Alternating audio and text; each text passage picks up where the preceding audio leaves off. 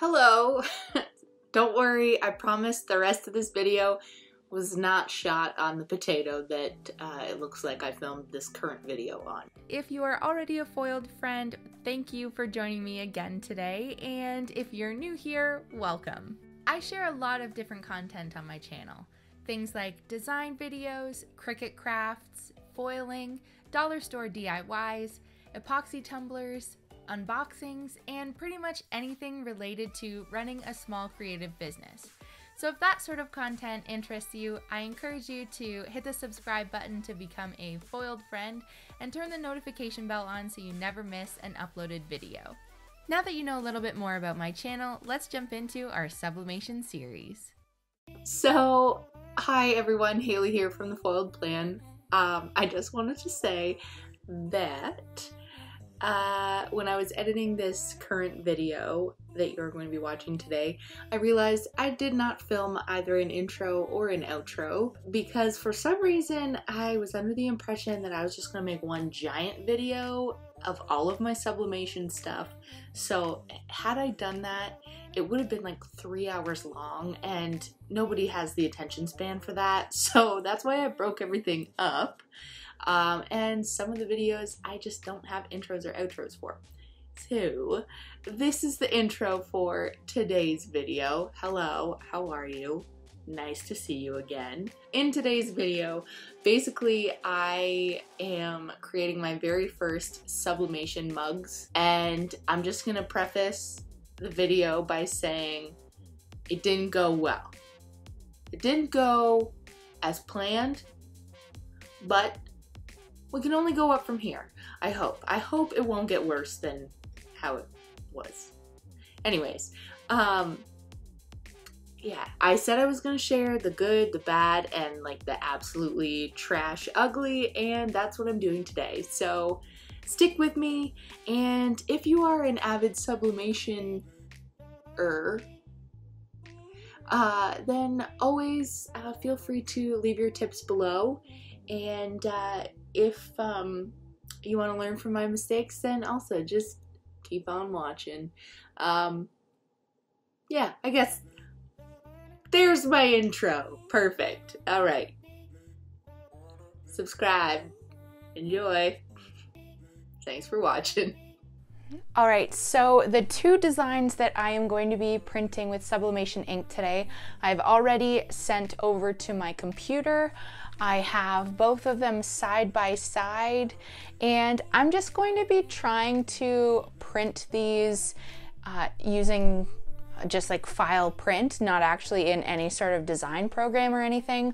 I drew both of these designs on my iPad using the Procreate app. So I don't have any sort of program that I'm importing these into to get like the perfect mug wrap size. So we're just gonna see what we can come up with today. I'm gonna see if I can get 2 copies of each picture on one sheet of paper. So let's see what we can do here. I have these both in the same document as one PDF. So what I'm gonna do is go file and then print. Now I've already set up my printer, which you would have seen in the last video, and converted it to sublimation ink. I just had to take a moment to actually set up the printer on my computer. So I connected it to Wi-Fi, the printer I mean, and then was able to find it really quickly on my computer in my printer settings. So I am going to want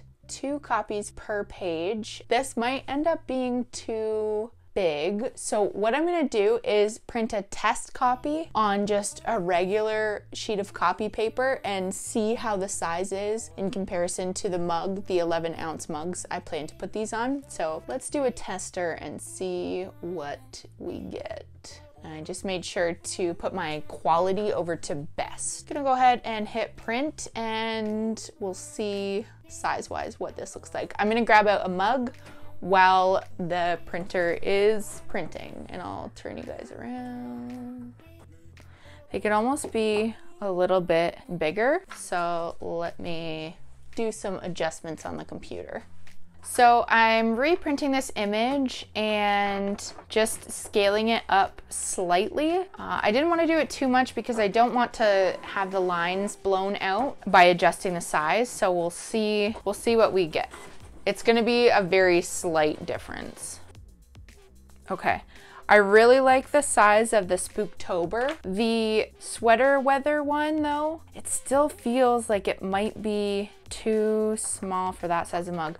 What I'm gonna do is cut this around and see what it looks like actually on the mug. And again, these are just test sheets, so it's not that big of a deal.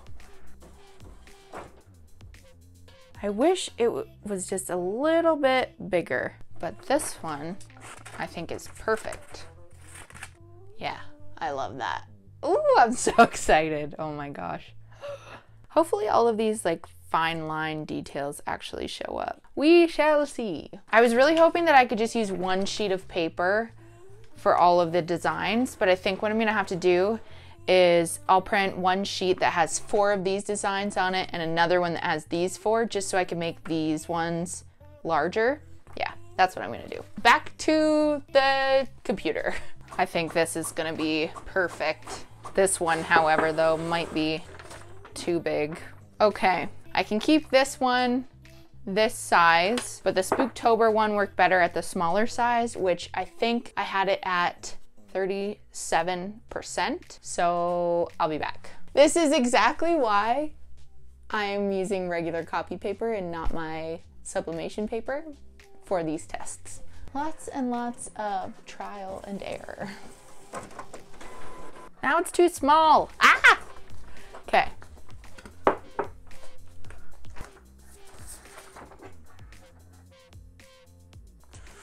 This might be the winner, guys.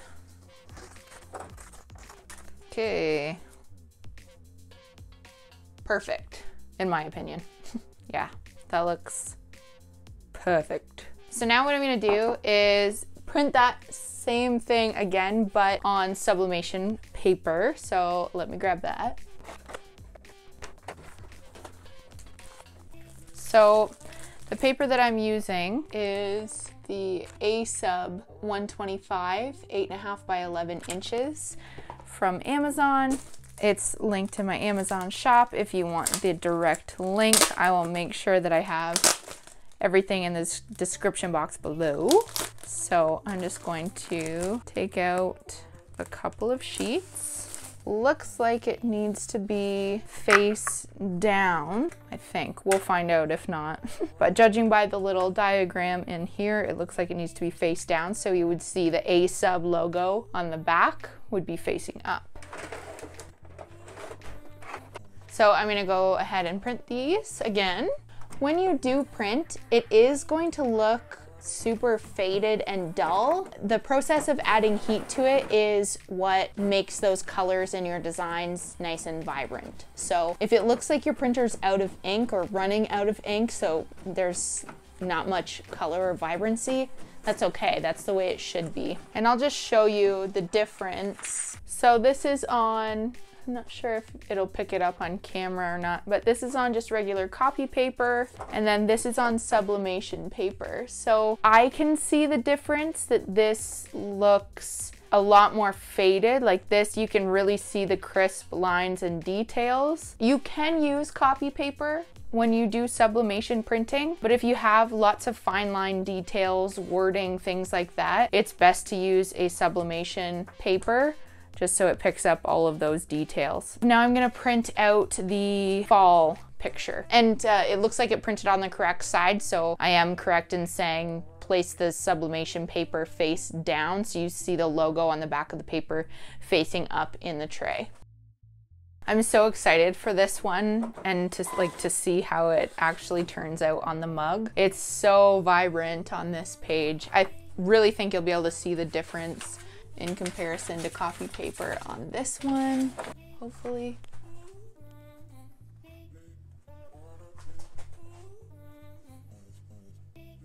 So the top is, I don't have the best lighting over here. The top is the sublimation and the bottom is just regular copy paper. Do with that information what you like. Now what I'm gonna do is use my paper trimmer. I'm gonna trim these down so that I have one. I'm just gonna do 2 mugs. And then I'm gonna get my mugs wrapped. I'm gonna get my convection toaster oven heated up and ready, and I'll go through all of that with you. So let me clear off this station and I'll be back in a second. All right, so I grabbed my Fiskars paper trimmer and I just trimmed down some of the designs that I created. And I forgot to mention earlier in my slew of printing that these designs are actually mirrored. You have to make sure that you mirror your designs or turn it so it's backwards, because if you don't, then when you put the design on the mug and press it, then it's gonna end up being backwards when you're finished, if that makes sense. So just always make sure your design is backwards when you print it, or mirrored when you print it. So because this is my first time, I'm kind of trying to figure out the best way to apply the heat resistant tape. And I think as I move forward and progress with sublimation, like I'll figure out different ways of doing even just the taping that makes sense to me and that I find works well. I kind of went around the perimeter of the entire design, or the entire piece of paper that the design was on, and then I cut down a piece of parchment paper to wrap around that. And now I have the green mug wraps, and I would definitely suggest purchasing 2 mug wraps rather than just one. I only bought one just to see if I was gonna like it, see how well it was gonna work, but you can only do one, and then you kind of have to wait until the mug wrap cools down. Whereas if you had 2, then you could have the next one ready to go and just swap out the mugs as soon as you take one out, or you could put 2 in at the same time, which in hindsight I probably should have done. And then for the temperature, everything that I was reading online was seeming to be like 350 degrees was a good temperature to be at, but because these temperature gauges on the actual convection ovens are so inaccurate, I think I had my dial turned up to like 400 and then just waited for it to heat up to 350. Once the oven thermometer was up to 350 degrees, I popped the mug with the mug wrap inside of the oven, which was a little tricky to do with these stupid oven mitts, but I've recently got better heat resistant gloves and they've solved that problem. Now the mug was in there for 14 minutes, but I did notice that as soon as I originally opened the door of the oven to put the mug in originally, the temperature dropped significantly. So that worried me a little bit, but I had it in there for 14 minutes, set a timer on my phone. Once it was done, I pulled the mug back out of the oven, kept it on and everything because I planned to do another one.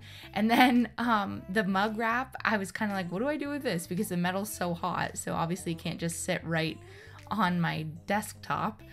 But I set it on the little wire rack that the convection oven came with. My goodness, I'm having a hard time talking today.